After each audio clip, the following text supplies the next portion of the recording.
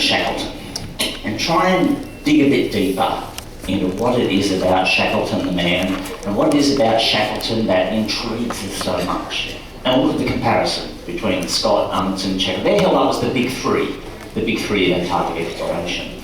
And they're all faulted in their own ways. So having spent many, many years researching and learning about Shekhleton, I remember when I was about, 13 or 14, I first read about him in a book on Antarctic history. I got the Shekhleton story, and I just couldn't believe it.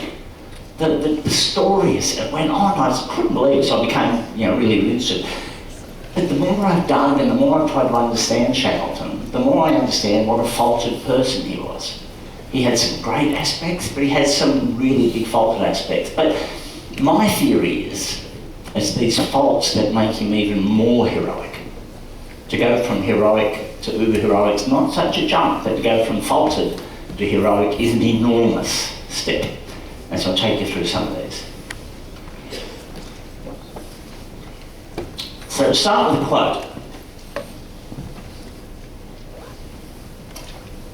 This is from Priestley, Sir Raymond Priestley, an Antarctic explorer and geologist. He said, "For scientific discovery, give me Scott. For speed and efficiency of travel, give me Amundsen. But when disaster strikes and all hope is gone, get down on your knees and pray for Shekhleton." So let's find out about Shekhleton. So there are actually two very different Shekhletons. We've got Shekhleton the hero, and Shekhleton perhaps the anti-hero. We've got to understand them both to understand the complexity of the man and how he was able to do what he did. So on one hand, Shekhleton has emerged as the most admirable and glamorous of 20th century explorers.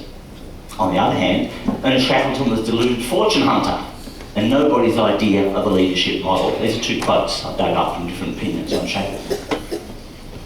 So let's look at Shekhleton the hero. He was a charismatic man with enormous courage, whose exploits in the Antarctic defy belief. Again, another quote I've dug up from one of his biographies. On the other hand, Shekhleton failed at a series of business ventures and spent a life in the futile pursuit of riches, leaving behind a trail of debts. Shekhleton the hero on the one hand.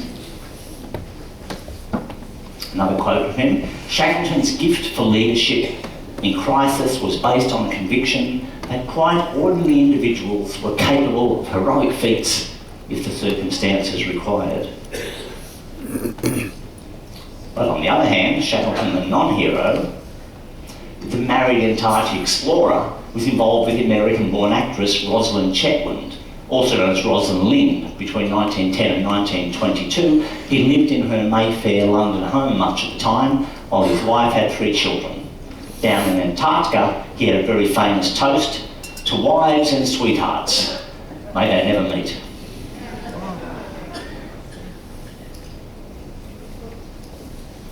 On the one hand, Shekhleton the hero.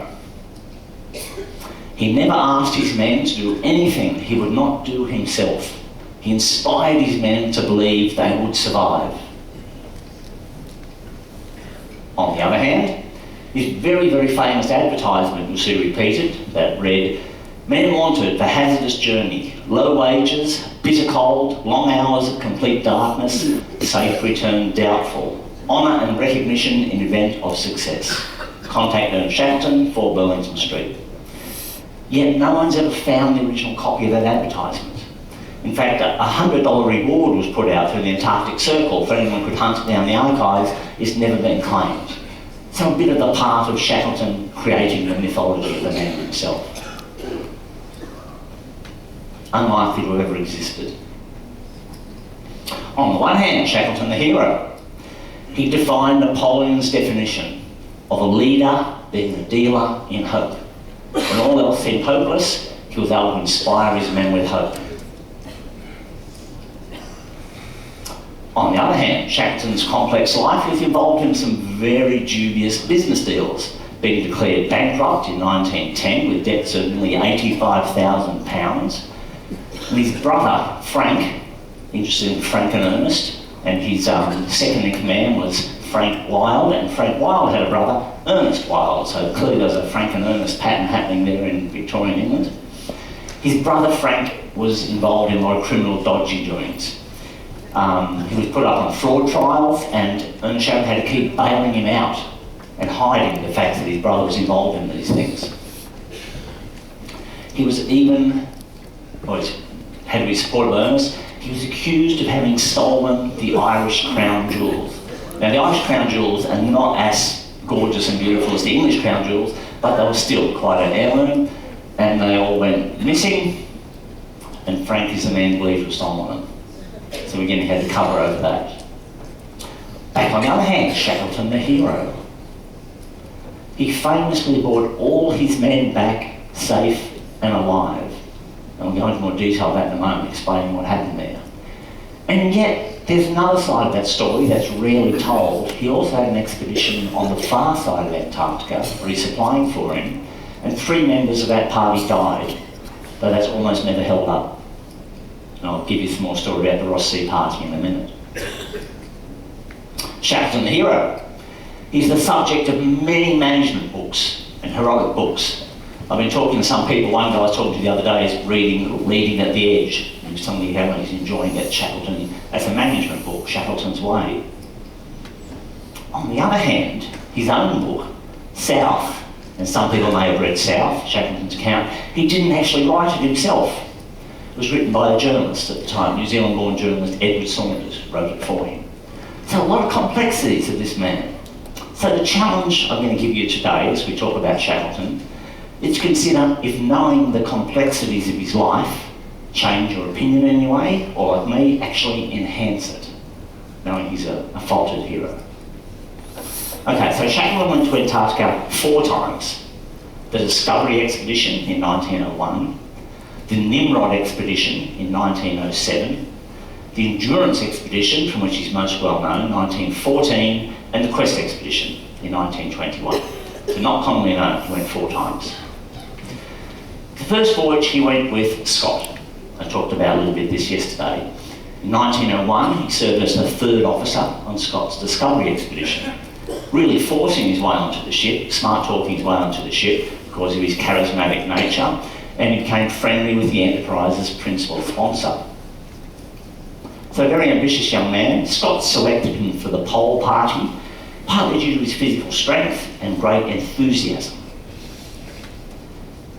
Now, these are from a very recently discovered album. A lot of these photos have never really been seen widely before. It was a cloth-covered album containing 48 photographic prints relating to the 1901 National Antarctic Expedition. The album was inscribed by Shekhleton with kindest wishes from E.H. Shekhleton to Mrs. Dawson Lamberton in remembrance of the great share they took in helping the expedition June 1905.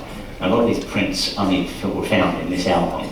So here's a shot of Ernest Shackleton at the wheel of the ship, young Ernest Shackleton.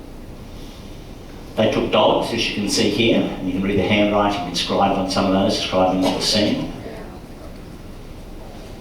Emperor penguins with its young. They even took a balloon with them. On the 4th of February, Scott landed on the Great Ice Barrier and unpacked an observation balloon, which he acquired for aerial surveys. Scott climbed aboard and ascended above 600 feet on a tethered balloon, and Shekhleton hopped in and was the 2nd person to fly a balloon like that from the Antarctic continent. Here we see some views from the balloon looking down. And you can see the shadows from the men, small dots of men and the long shadows. Then here's the Polar Party getting ready for their sledging expedition. So their dream was, at this stage, no one had really been very far into Antarctica, but Scott was very ambitious. He was a man of great drive and ambition. He wanted to make a name for himself. And we're going to go from Ross Island, try and cross the barrier. Somehow this massive mountain range that extends here. So this is the ice shelf, this massive ice shelf.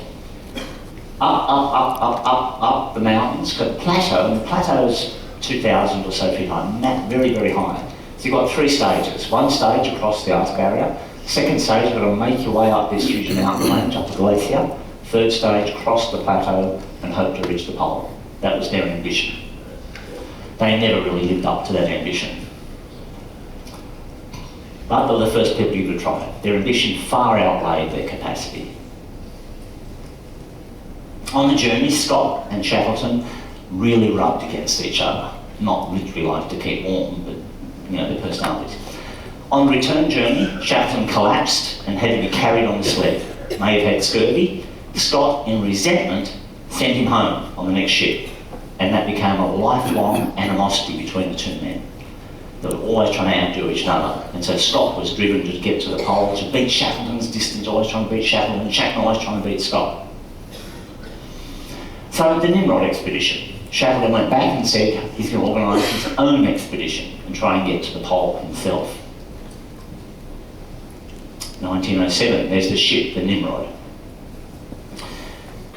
He formed his own expedition. Here's what the plan. He was going to go to the Ross Island, which is the famous island we talked about. From many Antarctic expeditions are based right on the edge of the ice shelf, so it's accessible by sea, then access the ice shelf. Now there are 2 points. Have a look here on the island. So Scott had made Shekhleton promise he would not use Ross Island as a base. And Shekhleton had sailed all the way across the barrier here, trying to find somewhere else to land. He found this indent here called the Bay of Whales, but he said, no, that's not safe. So he came back to Ross Island. But trying to fulfill his promise somewhat, he went to a different point on the island and set up his own base. And Scott was very happy about this. Scott was very unhappy about this because he said that's breaking our deal. And they had very severe consequences later, the fact that these two huts were far away from each other. So Shekhleton up here on Cape Droids, Scott's hut down here on Hunt.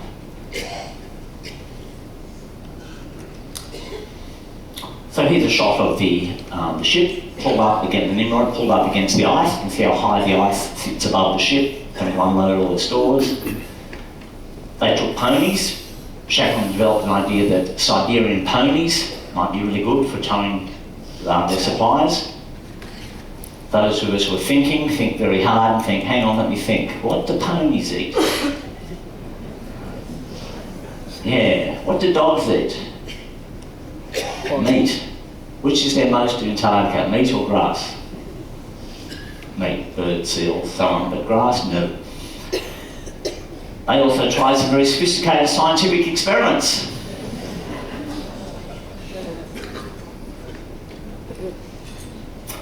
One of the men on the expedition was a very young Douglas Mawson, who was well known by Australians as a very famous scientist in Antarctica. They travelled across and located the South Magnetic Pole in 1909 as part of the thing we'll show you here on the picture. And I talked before the other day about how the magnetic pole moves over time. They can follow it and compasses and find out where it was to actually reach the South Magnetic Pole. So here was Shekhleton's plan. He became the first person to really cross that large barrier. He went and found the glacier, which to climb up, we call it the Beardsmore Glacier, after one of his sponsors.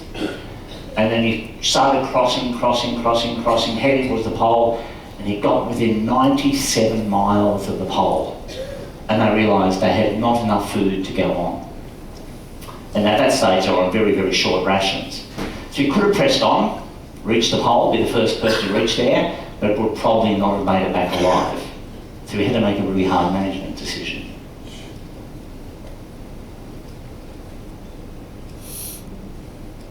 Oh, there's Mr. Beardsmore. So a few extra pounds of provisions might have got him to the pole, but he said to his wife, I thought you would prefer a live donkey to a dead lion. And here's their photo at the very furthest south. There's Jonathan Adams, Frank Wild and Eric Marshall from left to right, and the photo was taken by the expedition leader, Mr. Shekhleton. They had one biscuit a day on their return journey. They were really short of rations. And Frank Wild became that left-hand man for Shekhleton many years later, who was able to take his dreams and put them into reality. So a lot of Shekhleton's success is because of Frank Wild, and Frank Wild was absolutely devoted to Shekhleton. And one of the reasons why, on the return journey, they were all starving, and at one point Shekhleton gave Frank Wild his last biscuit. He gave it to him. And so things like that really showed how he was able to work with men and cemented that friendship. So then, because he was greatly in debt back in the day, you tended to have to raise your own funds to have an Antarctic exploration. So Shekhleton started a big lecture tour about his trip to the South Pole to pay off all his debts he had incurred. And most of the Antarctic explorers had to go through this. You had to raise funds from private sponsorship, you get a bit of government money, you get private money, then you have to go and cap in hand and then try and cover your costs through a book or lecture tour. And while he was doing his lecture tour, word came back that Scott and Amundsen had both tried and reached the South Pole. End of 1911, at the start of 1912, Amundsen returned, Scott did not. But Scott became a national hero.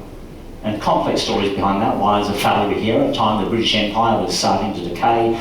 You wanted a hero of the time. We moved into World War I when sacrifice was being held up as the ultimate part of empire, part of country, so the sacrifice was greatly held up as heroic. Shekhleton then decided to form his own expedition again. He said, okay, I can't reach the pole, I've got another plan. I'm going to cross the whole continent via the pole. Not just reach the pole, but I'm going to cross the whole thing from the other side. So here's the peninsula where we are, and you can see where the winter ice starts extending with the ice shelves, the ice shelf here, ice shelf here, the continent in the middle. He's going to cross the whole thing. He was going to go from north, well, they're all north to south really, aren't they? He was going to go from this side down and have a party lay supplies for him along the way, which he'd then take on. But just as he was getting ready to leave, World War I broke out. So Shekhleton, a patriot like everyone in the era just about, offered his ship to the British government, and Winston Churchill sent him a one-word telegram: proceed. Now, I've never understood whether he meant proceed with your Antarctic expedition or proceed to give me a ship for World War I. No, they took off, they proceeded to Antarctica. And here's a short clip of the Endurance leaving. The name of the ship, the Endurance, came from his family motto: through endurance we conquer.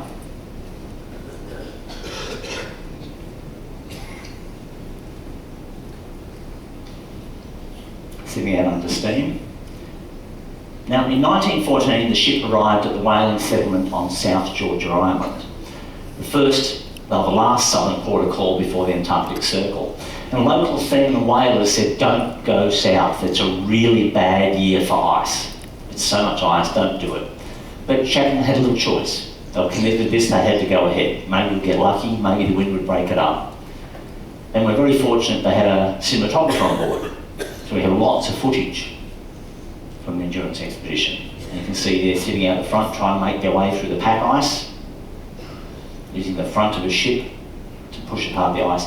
Modern icebreakers don't do this. Modern icebreakers don't try and hit the ice this way. Modern icebreakers have smooth fronts and they push the whole ship up onto the ice and the weight of it cracks the ice. Much, much more force than going directly into it. But they hadn't gone too far and they were soon stuck in very thick ice, as the whalers had predicted. The Endurance was immobilised, held hostage to the drifting ice floes, almost within sight of the continent. They were so close they could almost unload their supplies and got on the continent. But the ice held them fast. Desperate attempts to get the ship free when there was opening in the ice. There was a few hundred yards short of the open ocean.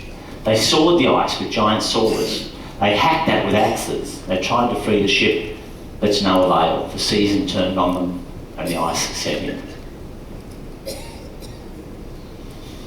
They had to accept they were stuck fast for the winter.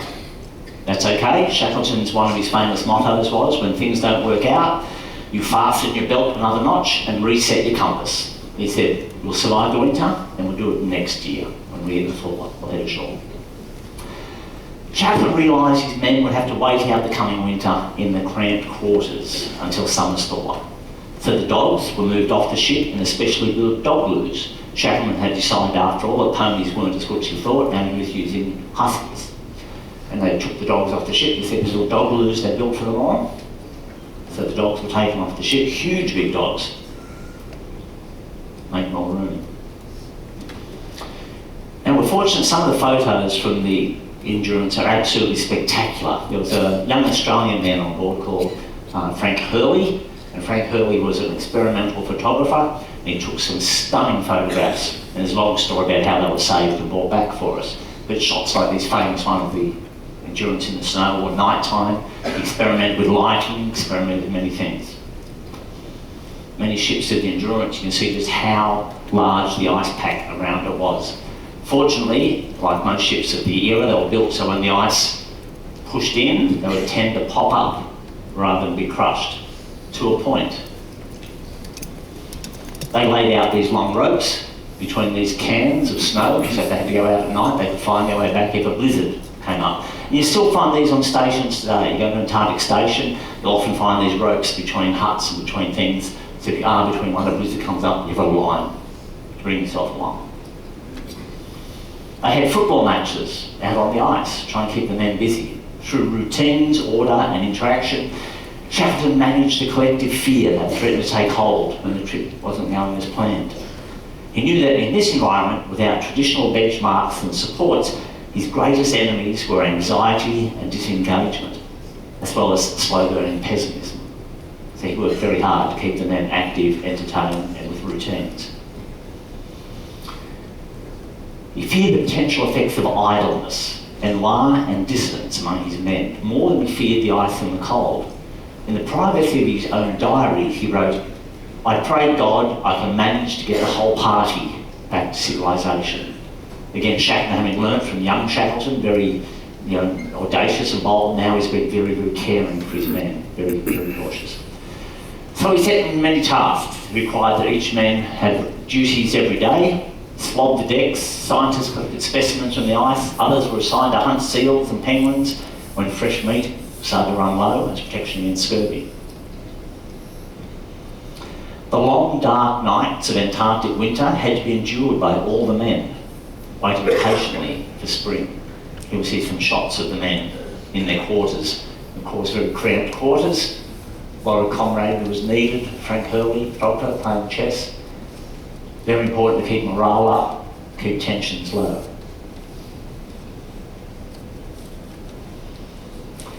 This is one, I think this was their Christmas meal. You see the New Zealand flag hanging above them, had different countries' flags around there.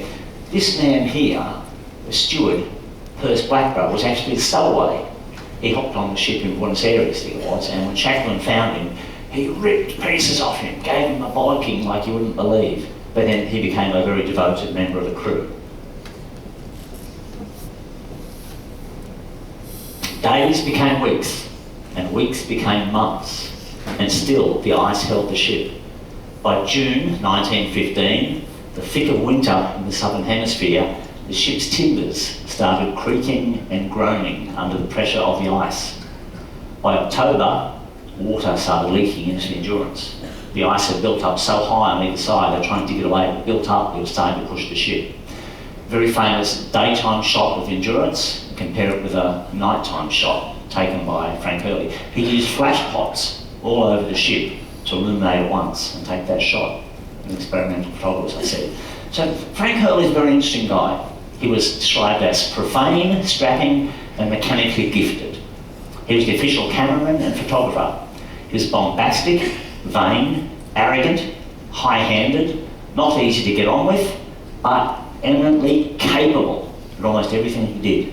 He could fix stoves, make electrical plants, improvise boat pumps, fix the stone walls of the galley. Many contrivances that had benefited the party throughout the expedition, he invented or repaired. He even experimented with colour photography, his rear colour shot. So the Endurance was now subject, the light had returned past midwinter, beginning to spring, but the movements of the ice were increasing and increasing.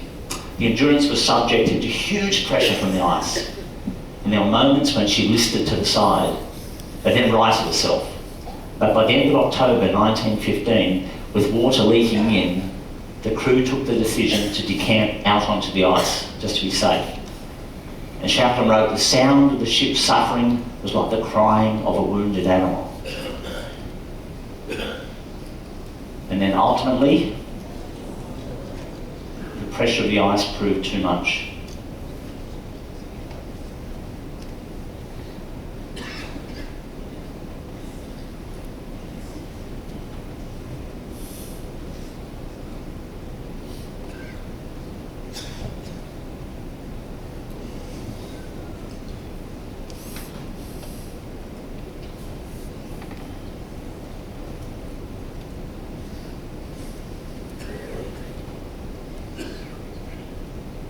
the ship became a wreck stuck in the ice, clearly unsalvageable. So Shekhleton reset his compass and said, we have to make do. So we moved everybody off onto the ice floes. They salvaged what they could from the ship, and they set up camp on the ice. And Shekhleton said, we'll put sleds under our boats and we'll tow them to the mainland. So every man got in harness, they put the boats on these sleds they built for them and tried to tow towards the mainland. But it proved impossible to cross the ice hummocks. The mounds were several feet high. Towing as much as they could, they only got 1 mile on the first day. They knew it would be impossible. If those who were in Ushuaia went into the diorama museum there, you can hop in and give them a tow on the boat there. You've got a shot of you stand in the middle of the diorama. So the ship's carpenter, McNeish, was a very, very tetchy man. And he said he refused to pull the boats any further because he said we were damaging the boats so badly, they'd be unworkable once they got there. Shekhleton and McNeish went head to head, and Shekhleton threatened to dismiss him. McNeish said, you don't have the authority over me because you're the ship's captain, we're not on the ship anymore. Not the ship's captain, the expedition leader on the ship. Threatened a mutiny. According to some accounts, Shekhleton threatened to have him shot if he did not obey. So they decided to set up what they called Ocean Camp, almost within sight of the wreck of the Endurance. They put together their camps, they put together their tents, and they said, we'll wait here at Ocean Camp. Frank Hurley went back to the sinking Endurance, dived into the frozen water to recover his photographic plates and templates. He had several hundred of them. They knew they couldn't carry that many of them. He brought back 400 negatives. He sat down with Shekhleton, and they looked at them each and said, I'm going to keep this one not, and smashed it, so they wouldn't be tempted. The glass plates, so they wouldn't be tempted to go back and carry it. They smashed the ones they would leave behind. Here's Shekhleton and Hurley sitting outside one of the handmade stoves they'd made. Now, Shekhleton, showing how he's managed with people was, food was given out by a blindfolded man. The man would blindfold, dish the food into the dish and say, this one's for Hurley, this one's for McNeish. So there was absolutely no way to say who was getting a little more food than somebody else when food was short. Everyone had to see it as fair. November 21, with summer arriving, the ship sank.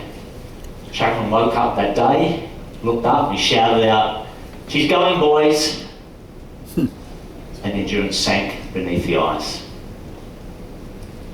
Now, those who are familiar, 2 years ago, the wreck of the Endurance was finally found, 107 years after it sank, by a search team called Endurance 22. She lies almost 10,000 feet deep in the water, or 3,000 metres down in the Weddell Sea, in what Shekhleton called the most hostile sea on Earth. And surprisingly good condition. It's now treated as historic wreck and the monument under the Antarctic Protectorate. You can see the name of the ship, Endurance, clearly on the back of the ship.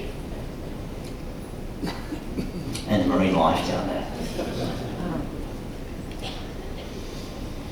So, once again, they were stuck there with no ship. Shekhleton again, he said, okay, ships and stores are gone, let's all go home. They moved to a new camp they called Patience Camp. Called Patience Camp because they sat there to wait until the ice started breaking up under them so they could take to their boats and move towards the peninsula for rescue. Ocean Camp had started breaking up, they moved to a thicker bit of ice. They had to kill their dogs at that point because it was impossible to take them with them. They even had to kill the ship's cat, Mrs. Chippy, owned by the carpenter McNeish, who never forgave Shekhleton for that. And here's the cat, Mrs. Chippy, even though it was a man, a he, on Hurst Blackborough Stowaway Shelter. So here was the plan. They were going to wait for the ice to break up and travel to Paulet Island, because they knew there were stores laid in by the Swedish Nordenskjöld expedition. So we'll show you here how our plan was. The Endurance come down here, stuck in the ice. The ice then drifted. The ice then moves in a giant clockwise circle and carried them. The ship stuck here, the ship had carried them up here, finally sunk. They were going to go with the ice as it moved, and hopefully reach Paulet Island here on the end of the Flintshire. Now, as we know, as the ice turned, if they couldn't reach that, they had two other chances: Clarence Island, Elephant Island. Otherwise, they'd be swept down into the wave ocean. The drift of ice indicated to them eventually they were not going to reach Paulet Island. So again, Shekhleton reset direction towards Clarence or Elephant Island, which they knew almost nothing. What could they be like as islands to reach? The floe started splitting up beneath them. They had to take to the boats when the islands were 60 miles away. Here are some pictures from south, illustrations of what it was like in the boats. So they travelled in the boats through the day. At night time, they'd pull up onto an ice floe and make a camp and cook hot meals if they were able to. And one night, they were lying in their tents and their sleeping bags, and the ice floe split between them, and one man fell into the ocean. Shekhleton grabbed his bag and pulled him out and just managed to save him. One day, taking sightings, they found overnight they'd gone back 30 miles. The wind and current had taken it back. So Shekhleton kept that a secret. He didn't tell the men. All their rowing and all their struggling, they were going backwards. The vagaries of the ocean currents. Eventually the ice broke up enough, they were out in the open ocean. Rough seas, freezing conditions, having to sleep in their boats now. Little chance of getting warm meals. They took 7 days to reach Elephant Island, their last chance of land before being swept out into the Southern Ocean. And here's their first landing. They finally reached the outer far eastern tip of Elephant Island. After gales kept them offshore, the exhausted men first dry land in 1 year. 6 months before they'd abandoned the Endurance, the beach they discovered upon landing was liable to be flooded at high tides. Shekhleton again had to reset and said this is not a safe place to be, we had to find another place to go. One of the men, Rigginson, had a heart attack coming ashore. They had to put him into straight away into a tent, try and keep him warm, help him recover. First Blackbow had very, very frostbitten feet. In fact, when they got close to shore, Shekhleton said to Blackbow, "You're the youngest, you be first ashore," almost pushed him out of the boat and he collapsed in the water because his frostbitten feet wouldn't hold him up. The first thing they did was have a warm meal ashore. Now look at the faces of the men. The pointed beards, the haggard looks. Ernest Shekhleton is this man here. The pictures that you saw earlier of a sturdy, stocky man, look how gaunt he now looks. For a very, very difficult time shown on the faces of the men. And the indefatigable Frank Wild over here. Now, today we're going to go past Elephant Island. And people often ask me, they say, what's Elephant Island look? What's it like? Oh my God, I read so much about it, what's it actually like? I'm going to say to people, have you seen the movie King Kong? The old black and white one? Skull Island from King Kong? Yeah, Elephant Island looks just a little bit like that. So there's the actual Elephant Island, as you get closer to it. It has sheer cliffs, glaciers on many sides.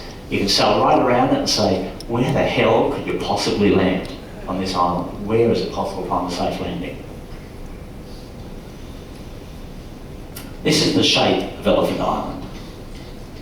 Now, the men first landed Cape Lookout, first they saw, we'll go past here. We'll come around to Cape Valentine. That's the first spot they landed. And we'll go past there and you'll see a tiny, tiny little beach with rocks and rocks. That's where they first landed and realised it was not going to be safe because the high tides would come above it.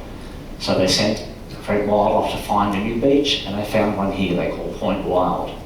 It's not much better, to tell you the truth, as we go past. You'll see it closely. And here's a map of there's Point Wild from here, from Cape Valentine, from here, showing the size of the beach, the little island, the channel, and where they landed from the sketch made at the time. Here's what you'll see when you get underneath the mountain and think, where the hell is that beach? It's so hard to see. And this is Cape Wild. There's a massive glacier behind there. There's this thin little rocky strip in the middle here. There's a huge rocky path here, a penguin colony actually on here. and up here, steep. So the men tried to find a spot as high up as they could, but at least risk of rocks and things falling on them. So it's a precarious, very precarious existence they had. And there's a monument, tiny monument you can see there, not to Shekhleton, but to the Chilean people who rescued him. So once they settled into their new camp, Shekhleton determined he had to go and save the men. There was no other way. No one would come past Elvin and rescue them. So they got the James Caird, one of the 3 ships they had, and they extended the sides and they covered the top. The carpenter worked with them. And Shekhleton very, very carefully selected the men who would come with him and the men who would not. So he wanted the biggest troublemaker, McNeish the carpenter, with him, rather than sowing dissent. He wanted Frank Wilde, his most trusted man, to stay behind, to mind the men and guard them.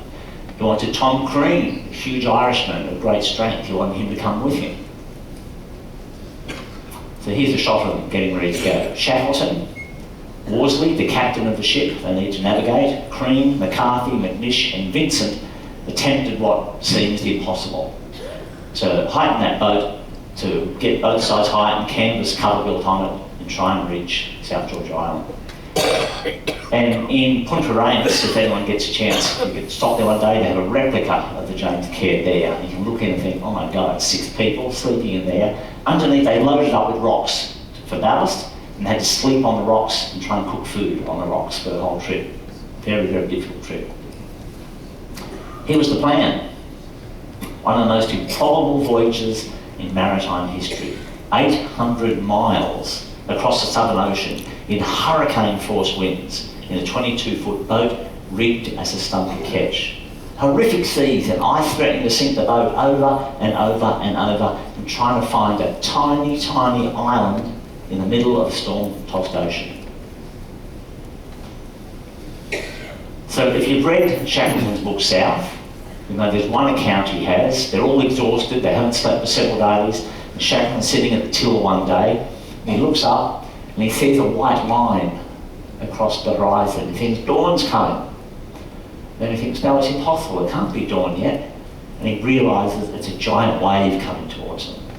It's the breaking peak of the wave. So he shouts out to everyone, hang on, all hands, and this wave rears up above them like a giant, giant cliff. Knocks over the boat tosses and turns, goes under, eventually, slowly settles and rights itself. One of so many opportunities when fate could have turned against them. Back on Elephant Island, the men had taken the other 2 boats and they turned them into huts. And you can see in this picture how close they are to the cliffs behind them. The cliffs running down here. They've turned the boats upside down, they've built them up on rocks, and they've laid canvas and things around. Their clothes are laying out to dry here, their wet clothes. And Frank Wilde, every single day he was there for several months, he'd say to the men, every morning, pack your gear, the boss might be back today. And make them roll up their bedrolls and be ready. Again, another dealer in optimism. This is what it was like inside the boats. They had 2 rows of sleeping, they had a blower stove with seals on the island. When they arrived there at Point Well, they thought, we've got food, there are seals and penguins and we'll be okay. They grabbed all their clubs and sticks and went out to go penguin hunting. As they went to the colony, they watched all the penguins jump in the ocean and migrate away. Luckily, some of them didn't, so they were able to live off the penguins and stay behind. And seal blower and penguin fat was what they had to live on. Meanwhile, against all odds and with the extraordinary navigation skills of Worsley, the captain, they reached South Georgia Island. They stood off, the storms pushed them away, they tried to get close. He had navigational genius. Not only had he not been on board the James Caird, they would undoubtedly have been lost. They pulled up at the far end of South Georgia, but the wrong side of South Georgia. All the stations were on the north side of the island. They were on the far rocky south side of the island. They dragged the boat ashore. They found a very small cave. They cuddled up in the cave and tried to recover from their journey. And here's a sketch of this tiny cave they were in. You can see the ocean here would wash up and sometimes come into the cave. They had 6 men sleeping on a tiny fire. After a couple of days of recovery, it became apparent that only 3 of the men were fit to go on. And one night, Shekhleton was lying just outside, and he looked up above the huge cliff above them with this nightmare that was the wave breaking over them again, and screamed and screamed and screamed to the men. Then they had to wake him up and realise it was not that giant wave, but the trauma of it stayed with him a long time. Again, he decided what to do. Shekhleton said, well, we're going to have to cross the island. Something that had never been done and had largely been considered impossible. So here's a memory sketch of where they travelled, what South Georgia Island looked like. Massive mountains, massive glaciers, massive slides, really unmapped. It took 3 days to cross the island. He took Frank Worsley and Tom Crean, the two strongest members with him. Here's a picture of the 3 men. And here's what the island looked like. They didn't really know exactly where the harbours were. They had to backtrack several times. When they reached the ends of points, they couldn't go forward. At some points, the fog descended on them. They had to rush down the mountains, slide down the mountains, hope they wouldn't land in rock or go off the edge. But eventually, they came close to the whaling station. At 7 a.m. one day, they heard the whistle calling them to work, and they knew they were nearly saved. And each of the 3 men later said they felt the presence of a 4th man with them. It's been held up in things called the 3rd man principle, because the poet T.S. Eliot wrote about it and he got the number wrong. That's the 4th man, the 3rd man principle. They wandered into the whaling station, their clothes in tatters, looking gaunt. The first person they saw was a young boy. He saw them and ran the hell out of there. He didn't know what the hell these strange looking creatures were coming out of it. He went and knocked on the door of the station manager. He looked at them and said, "Who are you?" And he said, "I'm Ernest Shekhleton." He'd been there, he visited them the year before, and the manager looked at him and didn't recognise him. It took a long time to understand who he was. Shekhleton asked him, "Is the war over yet?" And he said, "Millions are being killed. Europe is mad. The world is mad." Shekhleton then decided he had to rescue the rest of his men. There was no time to waste. First, they went back around the island, picked up the 3 men living in the cave, brought them back around to the whaling station. Then became the challenge. Winter was starting to get settled in again. He had to go back to Elephant Island and rescue the men. It took him 4 attempts in 4 different vessels before he could get through the ice and rescue them. Finally, they made it on the most unsuited boat possible, the Yelko. Yelko was totally unmatched to the job, and Shekhleton was very lucky, for a storm had dispatched the ice from Elephant Island 2 days before he arrived. But here's what happened. First, they tried it from South Georgia Island, couldn't get through the ice. They went to the Falklands, got another boat, tried to get through the ice, still couldn't get through the ice. Went to South America, tried it in a yacht, could not. Then finally in the Chilean ship, the Yelko managed to get through the ice. The men, the rescue, it had been 4 months and 6 days the men were left on that island.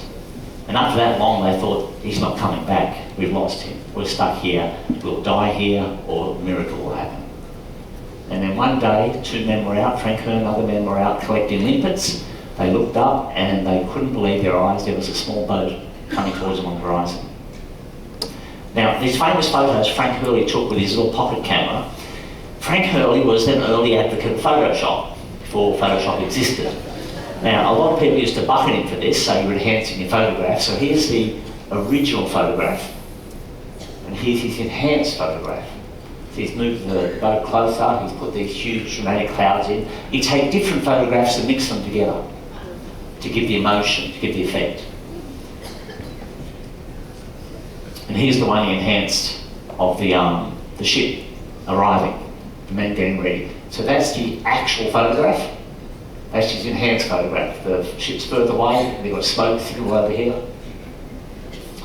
And the very, very famous shot he has of them launching the James Caird was also, and here's the actual original, they used to do it with whiteout, equivalent to whiteout, white paint, put it onto the background and double exposure to get that really impressive background.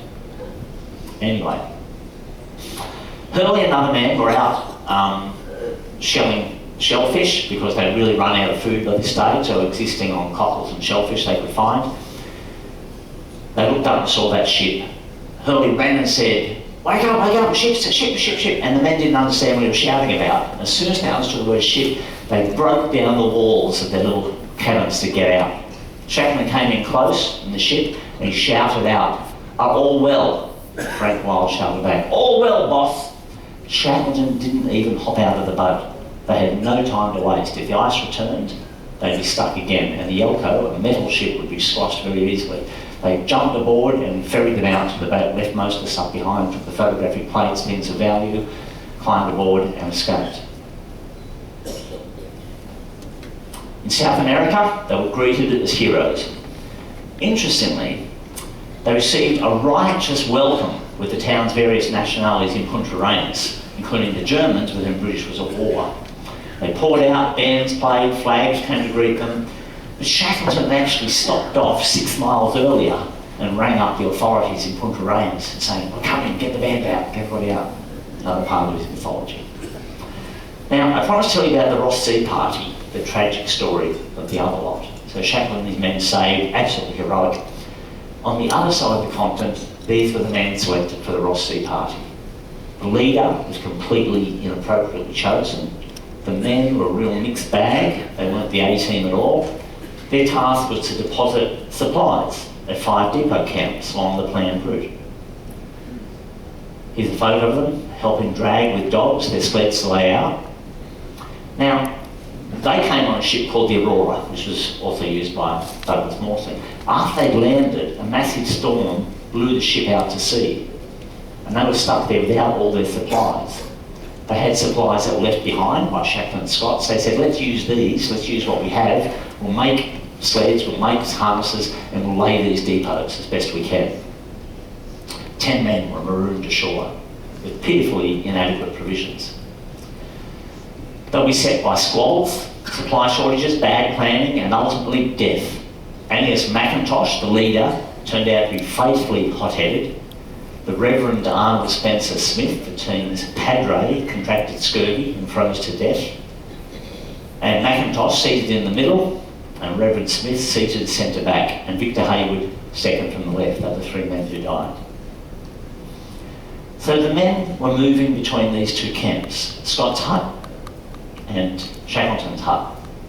Now, McIntosh, the leader, and Hayward, the 2 men, died because they wanted to move between the 2 huts when the ice hadn't set. Along here is a massive glacier tunnel, which you can't cross. They had to wait for the ice to cross. He was impatient, part of his nature. He set off with the ice, with Hayward behind him. They walked out to the ice, then the fog came in. When the fog lifted, that ice had been blown out to sea. They were never ever seen again. But by 1917, the Ross Sea Party were rescued. The survivors were brought together. Here's a picture on the Aurora, the survivors. It was seen that men had given their lives in a worthless sacrifice, historians have argued, because Shekhleton neither crossed the Antarctic nor ever reached any of those depots. When he returned home in the autumn of 1916, England was in the throes of the First World War. The public was rather indifferent to their achievements. Several of the men then enlisted, many of the men enlisted in the World War I, after surviving all those travails on the ice, many of them died in the war. Which was supreme tragedy. Shekhleton himself was stuck between knowing what to do with himself. He kept coming to the War Office, offering his services. Eventually they fobbed him off with a rather useless job to get him out of their hair. You can see how much he's aged here. He was drinking and restless, spending much time with his American mistress, Rosalind Chetwynd.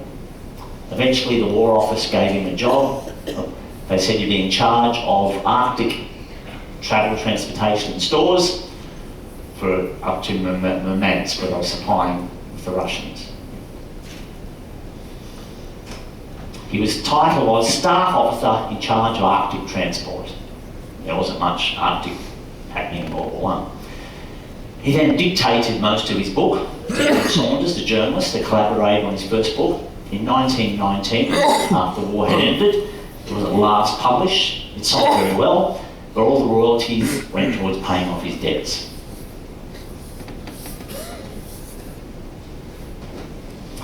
Which brings us to 1921. Those years after World War I were very listless, very difficult years for many people in Europe post the war. Shekhleton didn't know what to do with himself. He was getting quite elderly. He decided one more trip to Antarctica, and he established the quest. He had a yearning to return to the polar region one last time. He hustled his way around London, getting sponsorship from old school chums. Eventually, one, John Quillett Rowett, came to his aid, agreeing to underwrite the entire ill-defined expedition. He said it was a part of scouthood. He had a lot of scouts involved in setting up the expedition work with him, not going on the expedition, and the rest of it. He sent word to the old endurance hands that he was headed south again. Frank Wilde came from South Africa. Hussey came back with the banjo. Macklin, all his old chums and friends came back. Frank Worsley again agreed to be skipper. The quest was a lumbering former sealer ship that required repairs in every port of call they visited. Even as she set out, it was unclear exactly what the quest was going to do. The plans ranged from circumnavigating the